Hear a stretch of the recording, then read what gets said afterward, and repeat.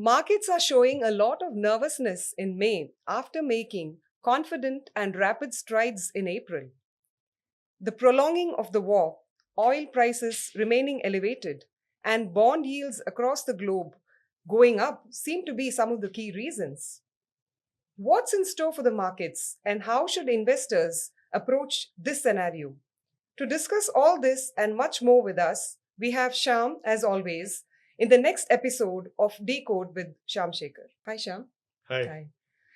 Shyam, we started Decode with the very same topic almost. How should you invest for a macro reset? At that point in time, it was the first phase of the war, and markets were nervous. Now, April changed everything. We are back to the nervousness again. So, what is different between then and now, or what has changed? I think the macro reset has moved a few steps ahead. First, you had the oil supply shock with the beginning of the war. Then you had price shock. Now we may even see demand shock. This is one side. This is what we discussed the other day. But now you have the bond yield shock that has come into the market. And I think bond yields are signaling something very serious because it's happening across the world. It's not India centric. So when bond yields move like this globally, a country like India, which is an importing economy, which constantly needs flows of capital, foreign currency from outside, becomes more vulnerable. So today, if you ask me, the vulnerability that we see today is much higher than what we saw when we started speaking about the macro reset. That's very clear. So we are going to see pressure on the exchange rate, which in turn will put tremendous pressure on the interest rate. So the government now is slowly coming to a place where it has to respond. And that response comes at a very heavy cost on the economy, which would mean that we would see growth moderate. We already see expectations being brought down to 6. I won't be surprised if it goes even a tad lower. Depending on the government response and how it is received by the world, by global investors, then we will see the recovery in our macros. So the weakening that we are seeing today will get arrested, and then we'll see a gradual improvement in the macros. This is the scenario that we are gradually moving towards. As we move towards this, I think that there is a lot of heavy lifting an investor has to do. So earlier, the problem has been that you had one crisis, COVID, and a prolonged recovery from it. So the recovery was fairly predictable, and it was not marked by too much of unforeseen events.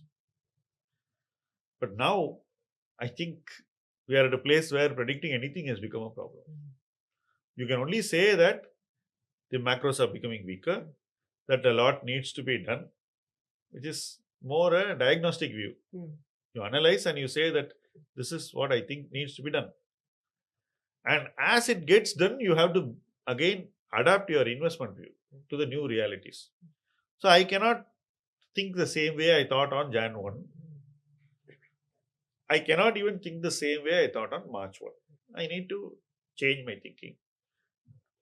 And I need to change it only where it needs to be changed. It's not like you're going to junk all your investment ideas or you're going to change your entire portfolio upside down. That's not what I mean.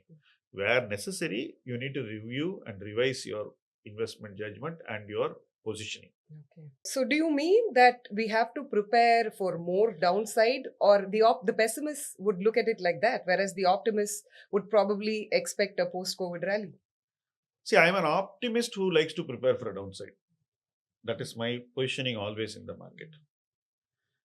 Broadly, I know that we tend to overcome the downside whenever it happens. So I don't want to be pessimistic about the downside. But downside always throws opportunity. And if you are pragmatic and optimistic in a measured way, you will use that opportunity. I think an investor must always use opportunity. That's how I am viewing this. Interestingly, in 2012, there was far more pessimism all around that today. In the sense, the people who are pessimistic mattered. It was not a collective opinion of the masses. It was not a herd-driven pessimism. It was a very precise and a prescient pessimism. Somebody was saying, hey, this is not looking good. So even that, people like me tried to use it pragmatically with the measured optimism so that we are able to do a few things right at that point in time. And those few things delivered tremendously. Are we in a position to repeat that? Well, in terms of returns, I don't know whether we'll be able to repeat the same outcome. But definitely, I would believe that we would be able to directionally do the same thing correct. Okay. Directionally, we should be optimistic. You must be pragmatic. In a measured way, you must translate your optimism into investment decisions in your portfolio. You need to make very precise moves in your portfolio. And all that should deliver a very good outcome for you when we come out of this crisis. Okay. The only thing that we cannot predict today is the time duration that you need to wait. Somehow I think investors are still preparing for that. Mentally, I am ready for that. I would think that I would give 2 years of time for Indian stocks and Indian businesses to do better on the valuation front. Okay. So essentially, when we look at a scenario where bond yields are rising, equity investors, as you had mentioned earlier, need to reset their expectations. Now, what is a typical mental reset or a portfolio reset that is required when you see a high bond yields and expected rise in interest rates? See, when are bond yields spiking? When people are completely unwilling to invest in debt as an asset class. Bond is continuously signaling to you that look at debt as an asset class, but nobody wants to look at it. Why do people not want to look at debt as an asset class? Because of the lopsided taxation. That's one primary reason. And the second thing is people think that making money in equity is a given. In my experience as an investor, it is never a given. Jan 1, you thought that equity was the best asset class. May 1, it looked very vulnerable. Or even April 1, it looked very vulnerable. This vulnerability will keep on presenting itself before us. And it will test our resolve as an investor. Bond yields are nothing but like a thermometer. It keeps on warning you that something is not all right. Now, as an equity investor, I have to take that indicator and go into my portfolio and keep looking where I need to correct myself. If I need to correct myself, I need to do it in a timely way. I think that is what I keep telling myself in this scenario. This is the change. I'm open to that. But at the same time, I am not going to take drastic asset level views. Oh, equity is not going to perform at all, so I'm going to reduce all my equity, or I'm telling people to not invest in equity at all. That's not the point. Equity always presents certain sensible opportunities before us, and it is up to us to keep investing in those sensible opportunities. When you have bond yields threatening the macros of our economy, those opportunities become even more attractive because somebody may be throwing away those assets and going to debt. So I would think that those opportunities should be viewed on a constructive basis, not with a bias at the asset level. This is not the time to hold asset level biases at all. So if debt is going to become more lucrative, I would think slowly people should mentally condition themselves to building some position in debt over the next few weeks or months.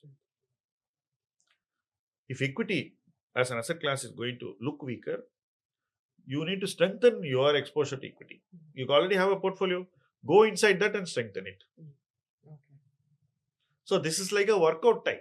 It's like you need to be gymming in your portfolio, working out, and making the portfolio more stronger. I mean, more resilient, stronger, and building the right muscle power in your portfolio. Understand. Shyam, for those who expect a quicker recovery in the markets, what seems to be driving their view is the fact that macroeconomically we seem to be much better placed in terms of whatever numbers everybody is watching than what it was in 11 or 12 or 13. So, how would you look at it? See, macroeconomically, we were much better off on Jan 1. And suddenly, March 1 changed everything. Today, you are around late May. So, I don't know what it will look on June 1, July 1. So, it's almost looking at the macros 1 month at a time. You have the expectation of a super El Nino coming up. That can further give our macros stress if the rains fail or don't meet expectation. Right now, you have a below expectation monsoon prediction. So all this will further stress the macros. So as an investor, I think that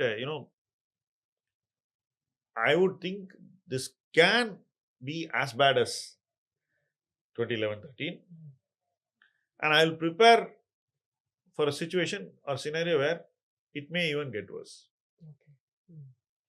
Because if it doesn't get worse, and my mental preparation is so high, when I see opportunities, when I see risks, I will respond to everything correctly.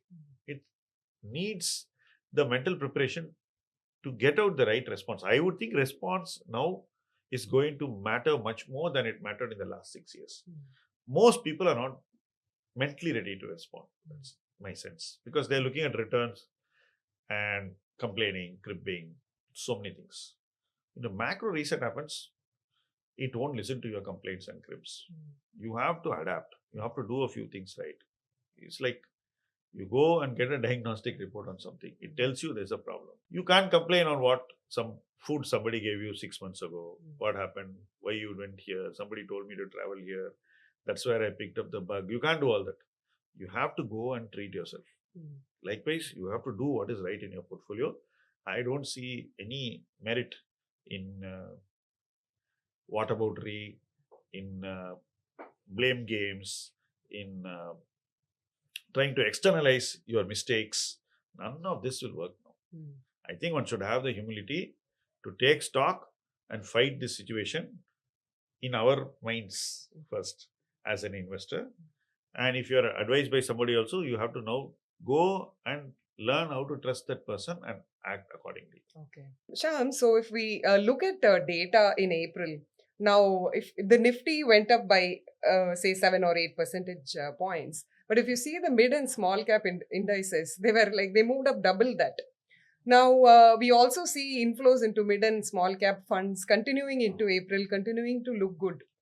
So, do you think that investors are looking at it as a correction in the valuation excesses which were there at that time when the markets peaked in September 2024, or do you think investors are looking at it as the reset will be over soon and then they would benefit? So, what is the approach or the mindset of these investors in mid and small cap funds? Largely, I would say it is habitual buying. I don't think people are looking at the valuation every single day before they put money into this category.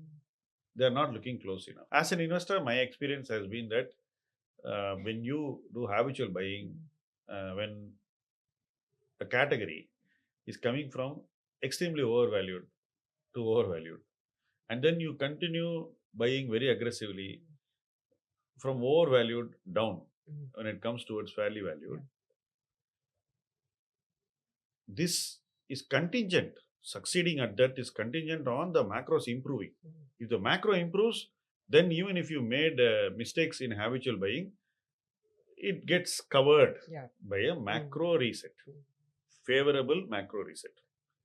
Now you're having an unfavorable macro reset and you're just mindlessly buying continuously. You're buying overvalued stocks because they came down 10%, 20%. This is happening directly. People are going and buying these stocks directly. They're also going through the mutual fund ecosystem. Now, if you keep on giving capital, the manager has to buy something. So he looks at which is the least overvalued in his universe or portfolio, and he's putting some money there, provided it allows for proper portfolio construction principles to be maintained. So this is what is happening. Now, if the macro reset is favorable to the companies in that particular manager's portfolio, then you will not have reason to complain or worry. But I would think predominant opinion is concentrated in certain companies which are going to be affected by the macro reset. Let's say you're buying some companies because they are fast growing based on certain sectors of the economy like defense, construction, various things. Now, these are all B2B businesses. If you see where the valuation has extended beyond normal or where it is very stretched, you will find a lot of B2B companies in this, not even B2C. So, when you overdo B2B as a category within small cap or mid cap, and then the macro reset happens, then directly or indirectly, the government is a buyer of these companies. And if the government has to spend 4 lakh crore extra this year, just making up the petrol, diesel, LPG subsidy, as things stand, let's say they pull it back. They can still not pull it back below 2 lakh crores, in my opinion. Because all these hikes will only lessen the pain for the government. So effectively what would happen, that money would not be available for these companies because their budgets which they are selling into, if you're a defense company, you're selling into a defense budget. The budget is there, but expenditure won't be there. If you're an infra-driven company, you're selling into the infra allocation, which is very high. Suppose they don't spend 1-2 lakh crores, then you are going to be directly affected. So this gradual moderation is going to happen in these companies. You have set yourself up that it's going to be an upward trend, but it's a slow downward trend. And there is no visibility when this will stabilize, settle, and reverse. But you are behaving as if there is no problem. The investor behavior is as if it's come 10% down, it's cheap. It's come 15% down, it's cheap. It's only a price based judgment. It's not a fundamental based judgment, it's not a value based judgment. My basic problem with what is going on in small and mid cap is it is not respecting the macro reset. It is relying mostly on price based judgments, and it is assuming that a reversion to mean in prices is a given. I don't think it will be easy when prices fall from extremely overvalued to overvalued and further down.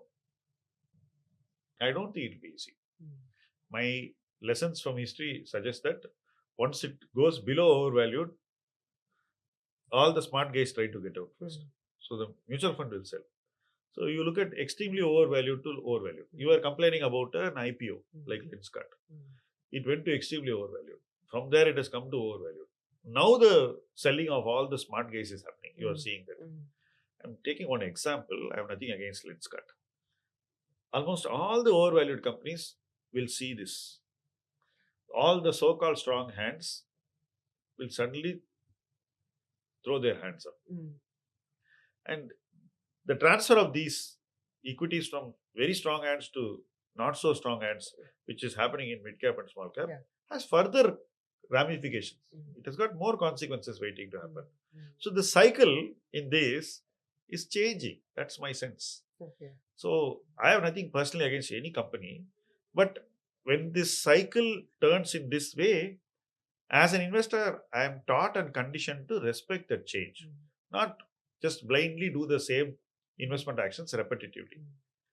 So that is my view on small and mid cap. That is where my positioning on that category comes from. So it's not that I'm against the category either. Within that, there will be some value contrarian opportunities. There will be a few things you can do. I'm of the view you should do those things gradually. But you cannot go and buy a 120 PE stock which has come down to 80, saying it has become cheaper. Similarly, a stock which fell down to 50 PE has gone back to 90 PE. You can't assume this expansion that happened in April as some kind of validation of any investment belief.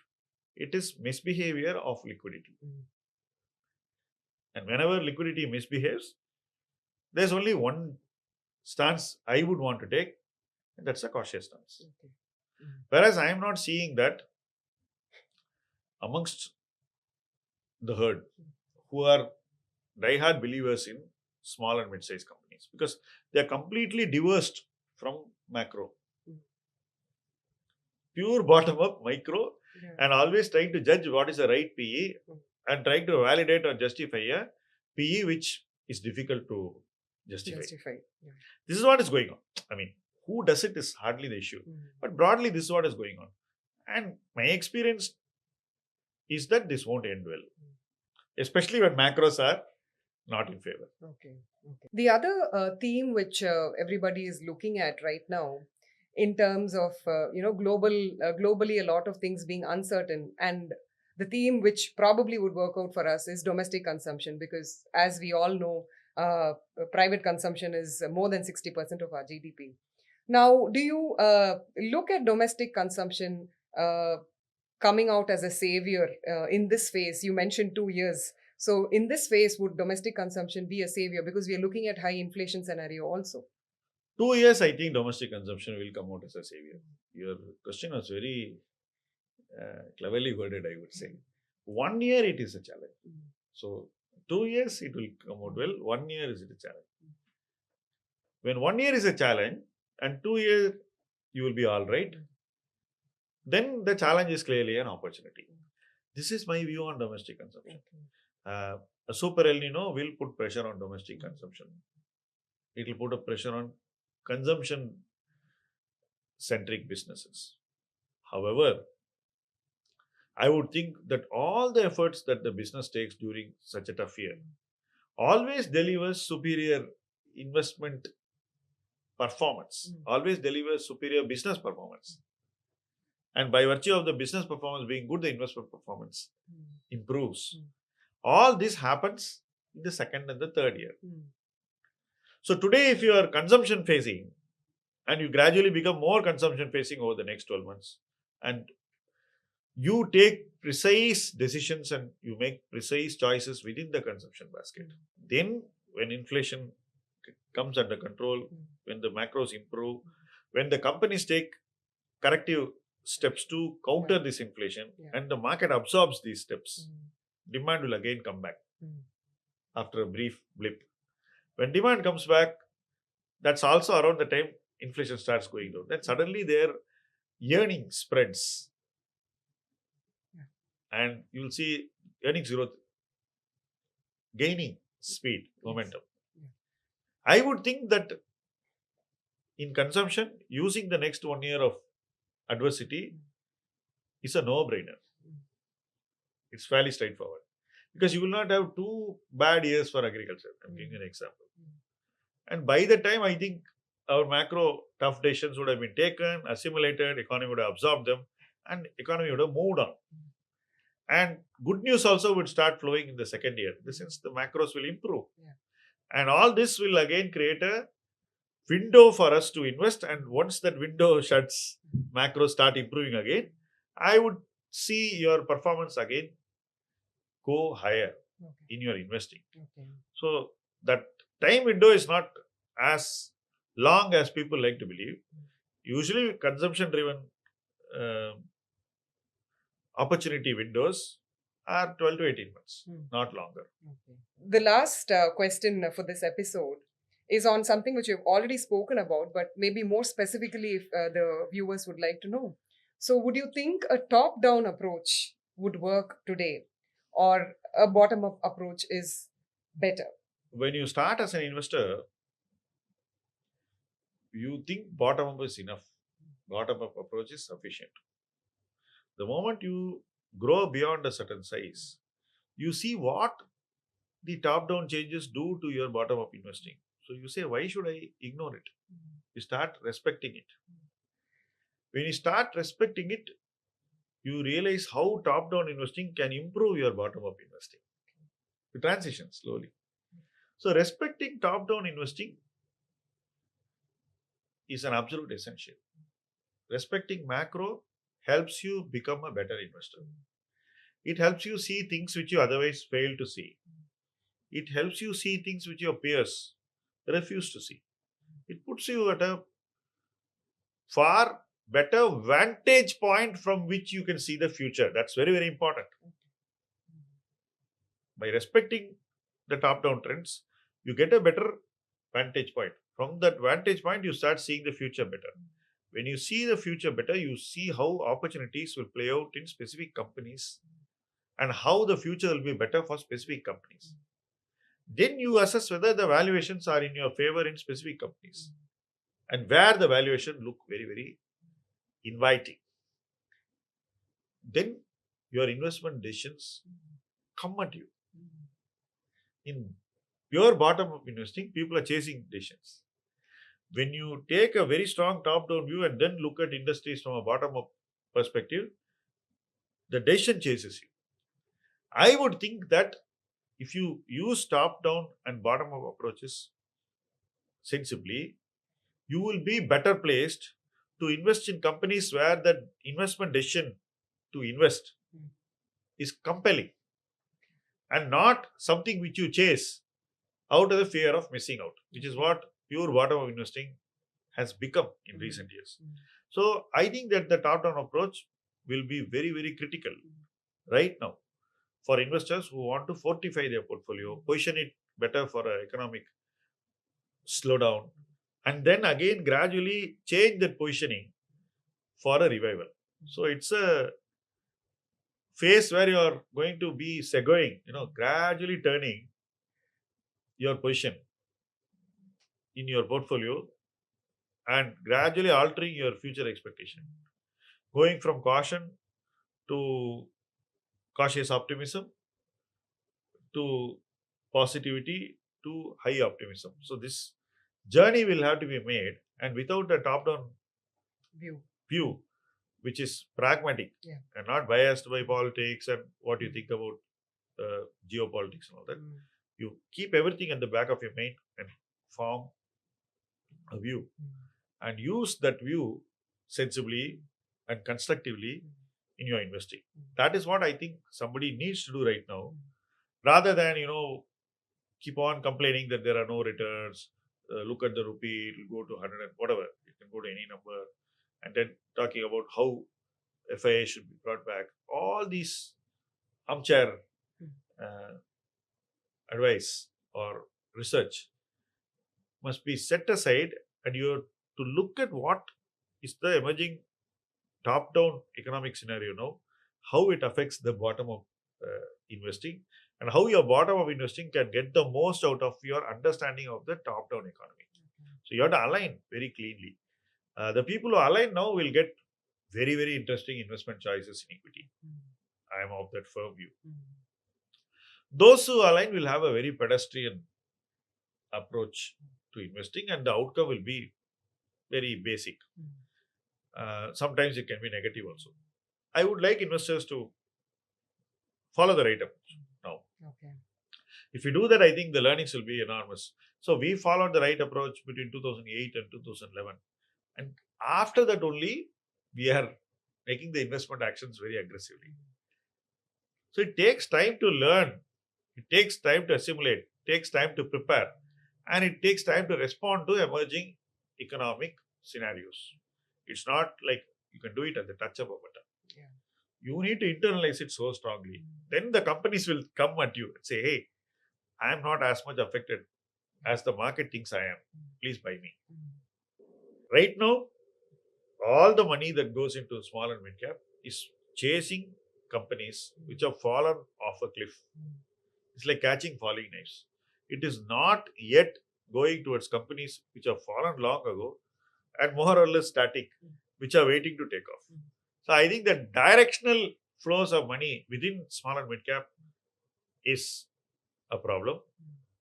I see this problem not going away so easily.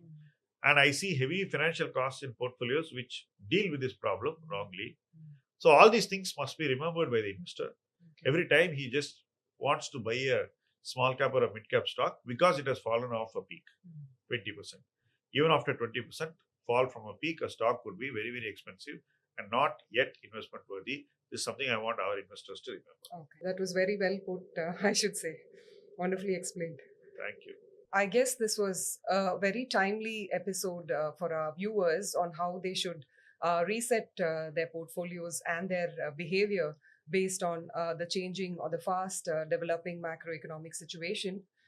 Please put in your comments. Definitely, it will help us do better. And see you next time in the next episode. Thank you.